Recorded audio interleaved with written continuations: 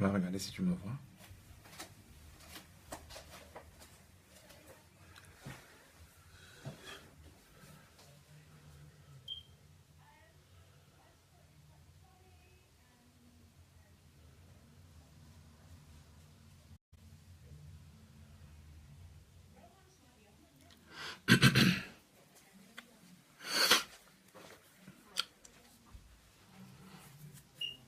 Ben,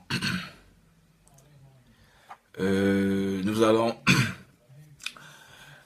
chers amis, chers frères, nous allons discuter aujourd'hui sur l'opération Terminus qui vise à chasser M. Biya du pouvoir. Et nous allons faire un point sur la sortie de M. Moukete. Avant d'arriver sur l'opération du chassement, il faudrait que nous soyons déjà clairs sur une chose. Nous avons accueilli avec beaucoup d'assurance, beaucoup de sympathie, beaucoup d'attention les propos de M. Moukete sur l'État fédéral. Depuis des mois, depuis plus précisément décembre 2016, parce que ce que vous devez savoir, c'est que dès septembre 2016, avec les manifestations des avocats, il n'était pas question d'État fédéral. Il était question d'améliorer le système pénal et le système éducatif. Cependant, c'est la répression des manifestations pacifiques des populations anglophones qui a entraîné une radicalisation du mouvement de la société civile portant le nom de consortium. Et c'est dès décembre 2016 que le consortium a en effet décidé de poser le fédéralisme sur la table des négociations. Et depuis cette date, compte tenu du fait que nous avons observé que le régime de M. Biya était hostile à toute forme de dialogue et avait opté pour la violence, et compte tenu de la profondeur des revendications des anglophones qui en fait démontraient qu'il s'agissait non seulement d'un mouvement plus social, mais qui traduisait également une crise d'élite politique ou du leadership anglophone, nous avons pensé directement qu'il était important qu'on commence à réfléchir sur le fédéralisme ou même déjà implémenter directement la décentralisation. Mais comme vous pouvez l'observer, ni la décentralisation a été instituée, il n'y a même eu aucune mesure sérieuse pour montrer qu'il y avait une véritable volonté du pouvoir de donner des gages, pas seulement aux populations anglophones, mais également aux populations francophones pour pouvoir gérer au niveau des collectivités locales leurs richesses. Mais en plus de cela, le régime a clairement opté pour la répression. Et au-delà de tout ce qu'on peut dire sur les violences perpétrées par l'aile extrémiste de la contestation anglophone, il reste vrai que c'est le refus de dialogue, c'est l'absence d'écoute, le refus de négociation du régime de Yaoundé qui au final aura entraîné cette radicalisation. Donc il est clair que ce que M. Moukete dit, c'est quelque chose que nous disons depuis. Il n'y a rien de nouveau sous le soleil en réalité. Ce n'est pas seulement une question de 10 États fédéraux ou de 2 États fédéraux. Non. Il faut d'abord déjà qu'on s'asseye pour commencer à réfléchir quel peut être un modèle de fédéralisme à la camerounaise. Mais pour commencer à réfléchir, il faudrait que les gens s'asseyent à la table. Donc il est même déjà précipité, de mon point de vue, que des gens puissent proposer des étapes sur le fédéralisme. Il est clair qu'on va négocier une forme de l'État. Parce que l'État unitaire que nous avons depuis 1960, cet État en réalité, qui est au service de l'hégémonie ou de l'appareil dominant, est un État qui est en faillite. Donc naturellement, on ira vers une négociation de la forme de l'État. Ce que Moukete doit faire, et c'est ce que nous attendons de lui, c'est de demander à M. Biya d'arrêter sa répression et de s'asseoir avec les anglophones pour négocier. Quelle que soit la tendance, c'est bien quelle que soit la tendance, on ne peut plus avancer dans cette crise sans négociation.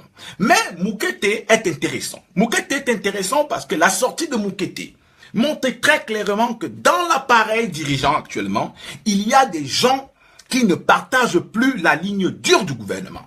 C'est pour ça que l'opération du chassement, l'opération Terminus, elle est fondamentale, elle est importante, il faut la conduire et nous allons la mener. Nous allons la mener parce que la sortie de Moukete, aujourd'hui, démontre clairement que au sein du gouvernement de M. Biya, il y a des gens qui commencent sérieusement à penser qu'il est devenu le problème. Donc, M. Moukete, en fait, implicitement, est en train de nous encourager à créer des modes d'action sociaux, des modes d'action politiques, des dynamiques qui soit vont contraindre M. Biya à négocier directement avec les anglophones ou à s'asseoir sur la table avec les anglophones et les francophones pour revoir la forme de l'État, soit également nous allons travailler pour le pousser vers la sortie. C'est là où ça devient intéressant. Mais M. Moukete doit aller plus loin. Il doit aller plus loin parce que nous pouvons également être dans un théâtre. Et nous sommes à un moment où nous ne devons plus nous laisser berner par ces vieux qui ont travaillé avec le régime, qui se sont enrichis sous le régime et qui à des moments donnés peuvent profiter de la mort de leurs concitoyens, peuvent profiter du contexte pour vouloir tirer leur épine du jeu. Il ne suffit pas de dire que Ahidjo et les anglophones étaient meilleurs sous Ahidjo. Il ne suffit pas de dire qu'il faut 10 États fédérés. Il suffit d'agir. Maintenant, il faut agir. Il faut que ceux qui sont dans l'appareil de l'État, ceux qui sont avec le régime RDPC, se désolidarisent. Parce qu'en réalité, s'ils ne se désolidarisent pas, nous allons simplement les considérer comme ceux qui ont collaboré contre le peuple. Nous n'allons pas tomber. Nous n'allons pas tomber dans ces manipulations dont nous avons été victimes pendant longtemps, où des gens se sont levés dans des périodes de tension, des périodes de crise, pour se faire des noms, pour obtenir des crédits, mais conserver leur position de pouvoir. Il est clairement question qu'on nous prouve qu'ils sont engagés pour accompagner le chassement. Monsieur Moukete n'est pas n'importe qui. Il a près de 100 ans. C'est l'une des plus grosses figures de l'élite politique anglophone. Il y a une élite à la fois politique, Moukete, et également financière. Il est PCA de la Camtel, c'est-à-dire que l'une des plus grandes entreprises d'État du Cameroun. Il est également doyen d'âge du Sénat du Cameroun. Ça veut dire que M. Moukete est un acteur très important, sans oublier qu'il est un proche du chef de l'État et il a à de nombreuses reprises financé les campagnes électorales de M. Biya. Ça veut dire que M. Moukete est autant complice de l'effondrement de ce pays, est autant complice de la guerre qu'il y a en zone anglophone que M. Biya. Donc il ne suffit pas que M. Moukete puisse venir nous dire aujourd'hui qu'il y a une nécessité d'aller vers un fédéralisme à 10 États pour que nous lui donnons un chèque en blanc. Non, nous ne lui donnons pas un chèque en blanc. Ce dont nous attendons de lui, c'est soit il utilise ses réseaux pour organiser une défection de ceux qui ont contribué à bâtir et à légitimer le pouvoir de M. Biya à la tête de l'État du Cameroun, soit il puisse mettre les moyens à notre disposition pour que nous travaillions pour, à travers l'opération Terminus, créer un mouvement social qui, à terme, pourra mettre un terme au gouvernement de M. Biya. Parce que dans cette affaire, ce n'est pas seulement les anglophones qui souffrent. Il faut vous rendre dans le fin fond du sud Cameroun. Chez M. Biya, je vais vous dire, à 100 000 d'où moi je viens, les gens font 4 jours sans électricité. Je dis bien 4 jours à 100 000 dans le Dja et le Bo, chez le chef de l'État. Je ne vous parle même pas dans le centre, des régions où on n'a même pas accès. Il n'y a même pas de route là-bas. Des régions où le plancton pourrit en brousse. Les femmes n'arrivent même pas à les faire acheminer sur le marché de Yaoundé. Je ne vous parle même pas de ces endroits. Je ne vous parle même pas de l'Est Cameroun. L'Est Cameroun qu'on a abandonné aux Chinois qui pillent les mines, qui tirent sur nos frères en toute impunité et bénéficient de la protection des fonctionnaires de la République. Je ne vous parle pas de tout ça. Ça veut dire qu'il y a tout un ensemble de problèmes. Il y a des solutions qui sont nationales et non régionales. Et pour que ces solutions nationales, c'est-à-dire la mise sur pied, soit d'une décentralisation accélérée, soit d'un fédéralisme à 10 ou 2 États, on verra. La première étape, c'est de mettre un terme à ce régime qui a échoué. Et tous les Camerounais, de tous les bords, de toutes les régions, participeront à cette opération. Il ne faut pas faire le jeu d'exclusion. Il ne faut pas stigmatiser. Il ne faut pas penser que certaines personnes sont plus engagées dans le chassement que d'autres.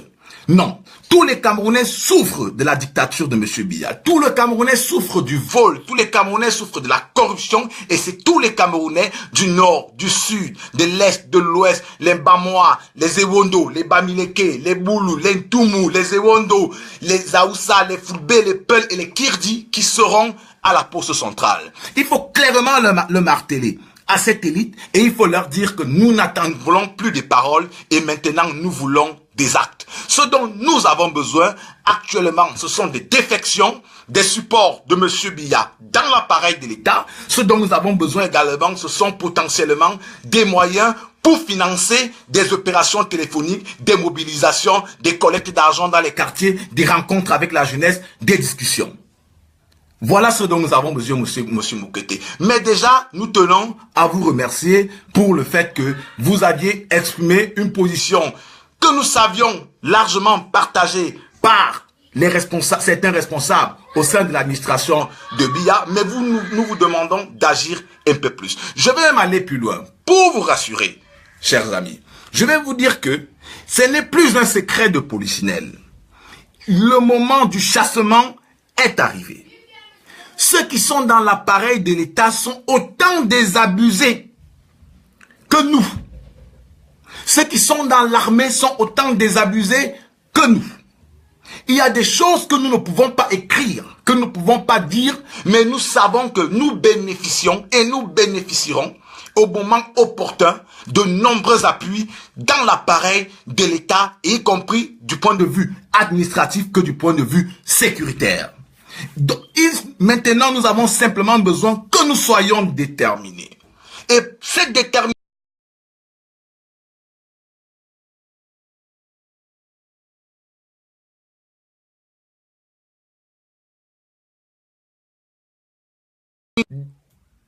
dans son lycée, dans son université, avec ses camarades, intégrera la notion que, il faut déjà commencer à conserver des bases de données de téléphone que nous allons vous demander dans les prochains jours. 2, il faut déjà se préparer à discuter avec les gens. Il faut écouter et il faut rassembler. C'est une affaire que chacun de vous doit intégrer. Ceux qui ont du temps, ceux qui veulent participer à des réseaux de discussion, de travail, d'élaboration, de la réflexion, de la stratégie sur ce changement social, nous sommes prêts à vous recevoir. Vous avez mon WhatsApp, vous pouvez m'écrire Facebook. Il y a des groupes sur lesquels nous travaillons sur Facebook, sur WhatsApp, pour justement créer ce contexte de changement. Et nous vous attendons. Jusqu'ici, je tiens déjà à féliciter et à remercier les jeunes du Cameroun et de l'étranger qui se sont regroupés pour rejoindre l'opération, par dizaines déjà. Et nous travaillons ensemble. Je remercie également les infographes qui sont déjà à pied d'œuvre. Mais ce n'est pas tout, nous allons travailler. Cette semaine, une opération de fundraising sera lancée. L'opération de fundraising vise à obtenir les moyens dont nous avons besoin pour les prochaines opérations dans le cadre de l'opération Terminus. Cette semaine également, nous allons vous faire parvenir un certain nombre de messages, un certain nombre de textes, et nous vous demandons de les partager. Nous vous demandons de les distribuer. Nous souhaitons à ce que le maximum de Camerounais puissent être au courant de la tragédie camerounaise. Parce que la réalité, c'est que ce pays vit une véritable tragédie, une véritable misère morale, je pourrais même dire misère intellectuelle qui empêche les Camerounais de penser pour eux-mêmes. Il est totalement inadmissible qu'un jeune qui a 20 ans, qui a 22 ans, qui a 23 ans, pense qu'un grand-père de 85 à 90 ans peut conduire son destin. Ce n'est pas normal, ce n'est pas possible. C'est l'auto-sacrifice, c'est l'auto-suicide. Si vous ne voulez pas prendre votre destin en main, si vous ne voulez pas vous assumer, si vous ne voulez pas rêver, personne ne va vous aider. Personne ne va vous sauver. Le maître ne libère jamais l'esclave. Ne pensez jamais que M. Biya va vous donner la liberté. Ne pensez jamais que M. Biya va renoncer à son pouvoir, autant pour moi. Mais d'ailleurs, Chantal Biya a ouvert une boutique de luxe en plein Bastos. Vous vous imaginez, la première dame d'un pays, ça a quelque chose d'immoral. Ça a quelque chose d'immoral parce que les fonctionnaires sont d'abord interdits par la loi d'exercer des activités commerciales. Mais elle encore, c'est pire parce qu'elle n'est pas un fonctionnaire ou elle n'est pas un enseignant. Elle est la femme du chef de l'État, le président de la République. C'est peut-être la première fois dans l'histoire de l'Afrique qu'on entend une boutique ouverte par la première dame en Afrique. Même dans les pays où les premières dames volent, ce n'est souvent pas comme ça. Elle a ouvert une boutique chic au quartier Bastos. L'immoralité qui a atteint l'élite gouvernante au Cameroun est telle qu'ils ne vous donneront aucune chance de pouvoir vous en sortir. Il est temps pour nous de construire ensemble notre stratégie pour pouvoir prendre notre destin en main. Pour rassurer les acteurs politiques, le changement ou le chassement ou l'opération Terminus ne vise en rien à remettre en cause le processus institutionnel ou le processus électoral qui est en cours. Les élections pourront se tenir. Les élections peuvent se tenir. Là n'est pas le problème. Le problème, c'est que Biya doit partir. Il peut partir avant les élections ou après les élections. Ce n'est pas notre problème. Il faudrait qu'il parte. Plus tôt il part, plus nous gagnons en temps pour la préservation de notre avenir.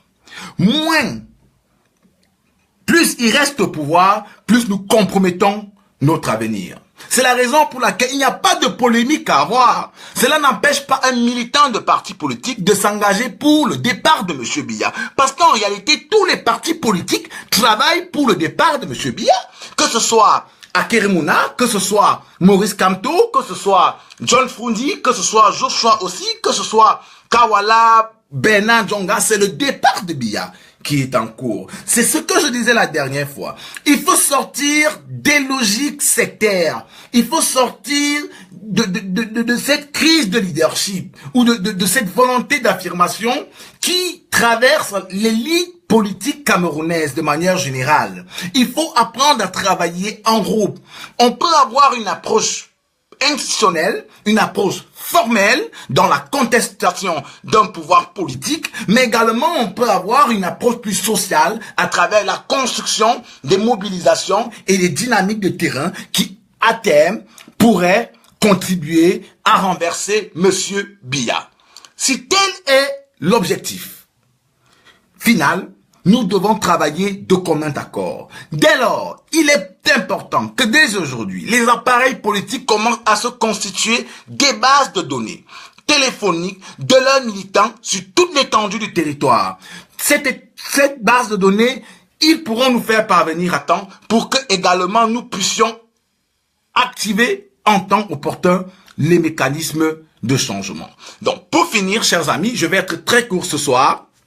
Commencez à collecter auprès de vos amis, auprès de vos sœurs, auprès de vos cousins, les numéros de téléphone, parce que c'est ces numéros de téléphone qui nous permettront de travailler directement avec vous. Deuxième chose, partagez toutes les informations, toutes les vidéos, tous les sons, amenez le maximum de Camerounais à être informés de la stratégie qui est en cours, à être informés des décisions qui ont été prises pour renforcer ou alimenter l'opération Terminus. Et troisième élément, préparez-vous pour l'opération de fundraising. Je vous remercie et bonne soirée.